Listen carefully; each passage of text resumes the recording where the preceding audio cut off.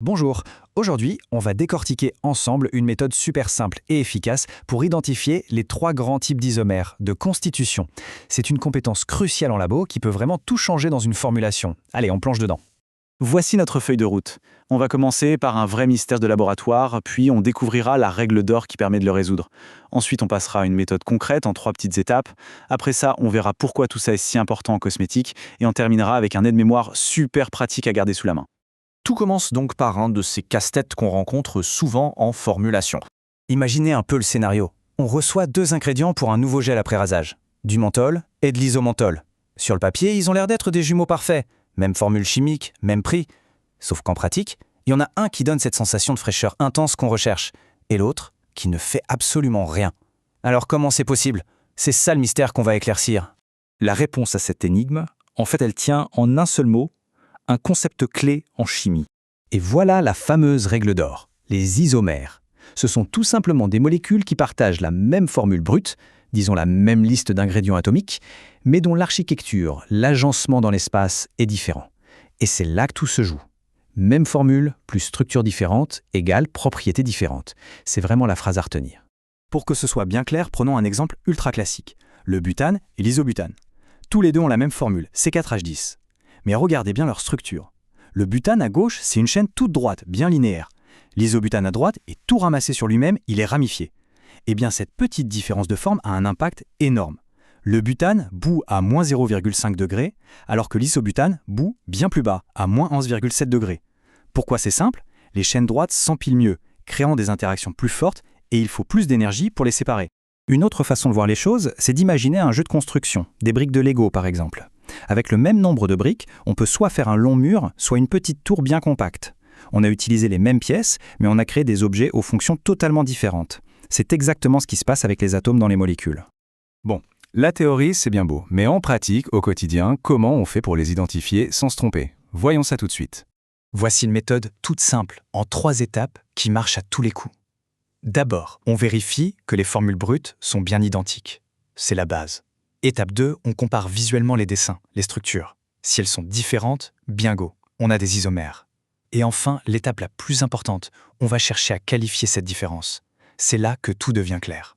Il existe en fait 3 grandes familles d'isomères de constitution. Et savoir les différencier, c'est la clé. Ça permet de deviner les propriétés d'un ingrédient avant même de l'avoir sorti du flacon. Alors le premier type, le plus facile à repérer, c'est l'isomérie de chaîne. Ici, la seule chose qui change, c'est la forme du squelette de carbone. Il faut juste penser chaîne droite contre chaîne avec des branches. Regardez par exemple le pentane et l'isopentane. C'est la même formule, C5H12. Mais le pentane, à gauche, c'est une belle ligne droite de 5 carbones. Alors que l'isopentane, à droite, est plus compacte, avec une chaîne principale de 4 carbones et une petite branche. Voilà, c'est un cas d'école d'isomérie de chaîne. Deuxième type, l'isomérie de position. Attention, ici le squelette de carbone est identique et le groupe fonctionnel aussi. La seule chose qui change, c'est l'endroit où ce groupe est accroché sur la chaîne. Faisons un petit jeu des différences avec le propane 1-ol et le propane 2-ol. Le squelette, 3 carbones, c'est le même. Le groupe fonctionnel, un alcool OH, c'est le même aussi. La seule, unique différence, sa position. Dans le premier cas, il est au bout de la chaîne, dans le second, il est planté au milieu. C'est exactement ça, l'isomérie de position. Et on arrive au 3e et dernier type, l'isomérie de fonction. Alors là, c'est de loin le plus impressionnant parce que le simple réarrangement des atomes va changer complètement la nature de la molécule, sa famille chimique. Prenez l'éthanol et le méthoxyméthane. Même formule brute, C2H6O, mais leur destin est radicalement opposé. L'éthanol est un alcool, liquide à température ambiante. Le méthoxyméthane, lui, est un éther et c'est un gaz. Juste en déplaçant un atome, on change de famille chimique et on change donc absolument toutes les propriétés. Bon, et alors concrètement, en formulation cosmétique, pourquoi tout ça est si important? C'est maintenant que ça devient vraiment intéressant pour notre travail de tous les jours. Ce tableau, il résume tout. L'isomérie de chaîne, ça va surtout jouer sur les propriétés physiques, comme la texture ou la viscosité. L'isomérie de position, elle, va plutôt impacter la réactivité, et donc l'activité biologique. Et enfin, l'isomérie de fonction, eh bien, elle change tout. L'odeur, la couleur, la solubilité. C'est une vraie boussole pour le formulateur. Si on veut changer la texture, on regarde la chaîne. Si on vise une activité biologique, on s'intéresse à la position. Revenons une dernière fois à notre menthol et notre isomenthol.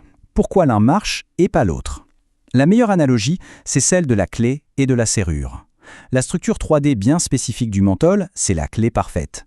Elle s'emboîte pile dans les récepteurs au froid de la peau, la serrure, et désactive. La structure de l'isomenthol, elle, est très proche, mais pas identique. C'est une clé qui ressemble, qui rentre dans la serrure, mais qui n'arrive pas à tourner. Un autre exemple très parlant, c'est celui des émollients. Un émollient linéaire, comme l'acide stéarique, va donner une texture riche, épaisse, parfaite pour une crème de nuit. Par contre, un de ces isomères de chaîne, ramifiés, comme l'isododécane, c'est tout le contraire. Un toucher sec, très léger, idéal pour le maquillage longue tenue. Le choix entre les deux change complètement le produit final. Allez, pour finir, on repart avec l'outil indispensable, l'aide-mémoire à utiliser directement à la paillasse pour identifier n'importe quel type d'isomère en quelques secondes. C'est une checklist mentale super simple, il suffit de se poser les bonnes questions dans le bon ordre. Première question, est-ce que la forme de la chaîne a changé ? Si oui, c'est une isomérie de chaîne, pas besoin d'aller plus loin. Sinon, on passe à la question 2. Est-ce que le même groupe a bougé de place ? Si oui, c'est de la position. Toujours pas ? Alors, c'est que les groupes fonctionnels eux-mêmes sont différents, et c'est donc de la fonction. C'est simple et infaillible. S'il n'y a qu'une seule chose à retenir aujourd'hui, c'est celle-ci. La formule brute ne nous dit presque rien. Toute l'information, toute la magie est dans la structure. La prochaine fois qu'on ouvrira une fiche technique, le réflexe ne doit plus être de jeter un œil à la formule, mais de prendre le temps de bien décrypter la structure. C'est là que se cachent toutes les réponses.